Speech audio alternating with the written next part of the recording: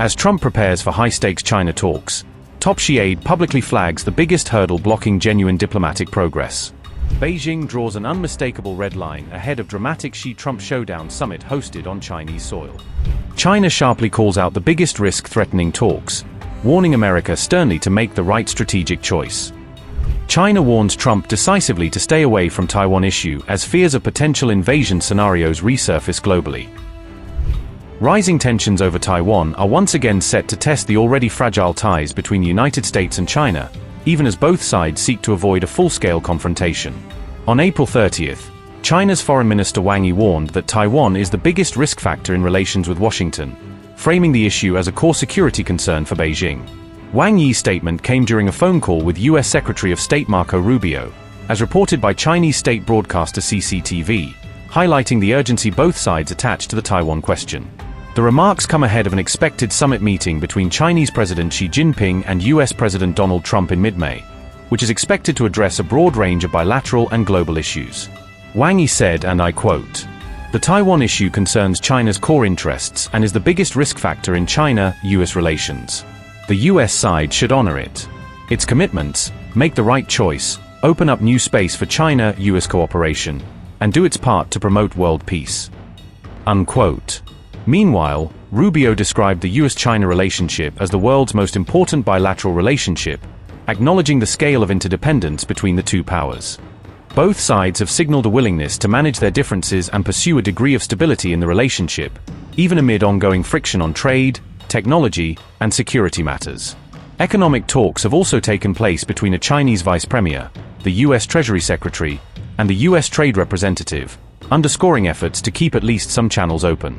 Those parallel discussions have focused on trade tensions, market access, and the broader economic context surrounding Trump's planned visit to China in mid-May.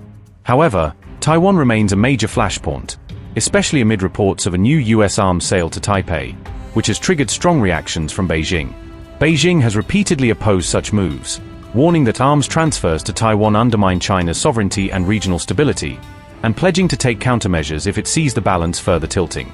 Beyond Taiwan, both sides have also discussed the situation in Iran and the disruptions to shipping in the Strait of Hormuz, which affect global energy flows and supply chains.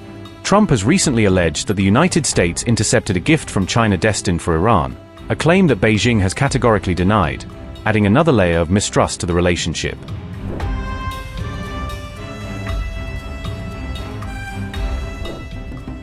Trump said on April 21 that U.S. forces intercepted a gift from China to Iran, according to CNBC and other outlets, claiming the seized vessel was part of Beijing's support for Tehran. Trump added that Tehran had probably done a little bit of restocking, alleging a Chinese role in helping Iran rebuild its military stockpiles, without providing specific cargo details. "We caught a ship that had some things on it, which wasn't very nice, a gift from China," Trump said, referring to the intercepted Iran-bound vessel.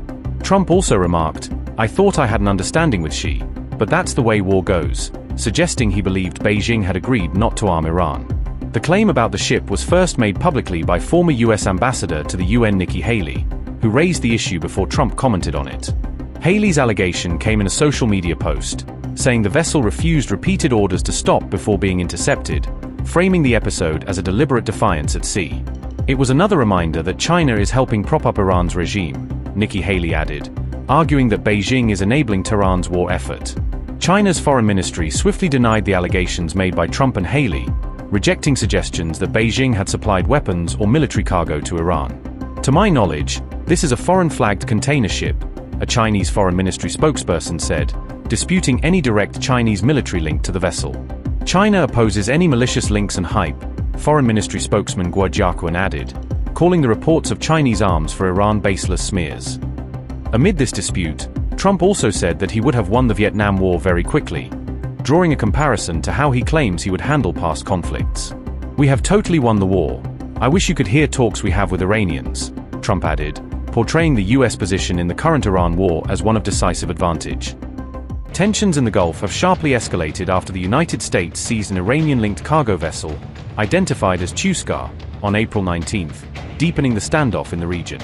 The Tuskar was intercepted and boarded by U.S. forces off the coast of the Iranian port of Chabahar, according to statements from U.S. Central Command describing the operation as a lawful enforcement of the naval blockade.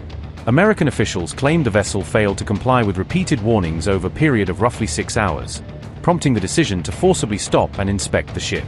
The now seized vessel may have been carrying so-called dual-use items, a Reuters report later revealed, meaning equipment or materials that could be applied to both civilian and military purposes.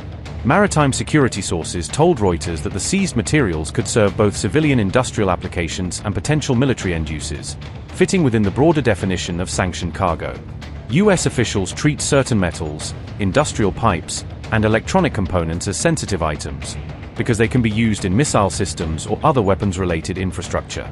These same sources also noted that the Chuscar had previously been involved in transporting similar dual-use cargo, reinforcing concerns about its role in Iran's broader procurement network.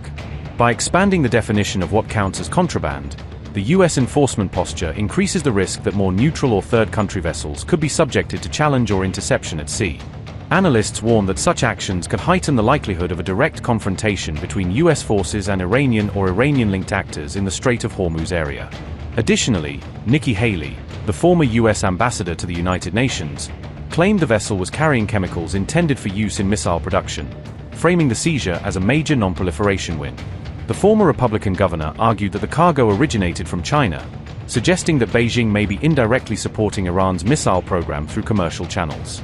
These claims, however, have not been independently verified by official US government agencies or international observers, leaving the exact nature and origin of the cargo disputed.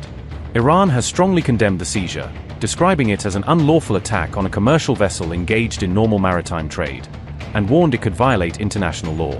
The Iranian Foreign Ministry has demanded the immediate release of the ship, its crew, and assurances that the detained personnel will be treated safely and in line with international norms. The discovery of materials that could have potential military use comes at a time when the US itself has reportedly faced shortages of certain munitions and precision weapon stocks amid the ongoing conflict.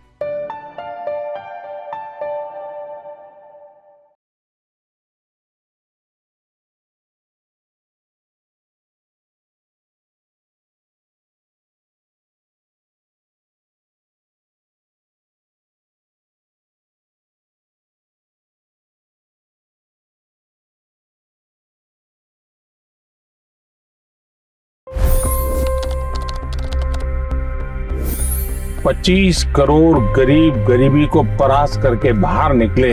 For the good of our nation, let's work together and let's truly make America great again. The fastest news breaks. Requested PM saying that look, you will have to speak to Putin and to Zelensky. The biggest news makers. The relationship with India is probably the most important bilateral relationship the US will have for the rest of this century. The capital delivered quite an election result today. Expert analysis.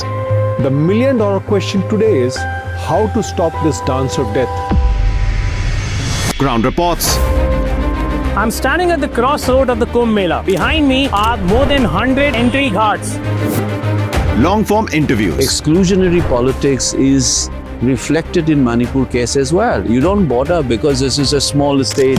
Deep dive into burning issues. It's often said DRC could be the richest country in the whole world. It's because of what sits underneath. Why exactly did the US topple the Sheikh Hasina government? HT videos.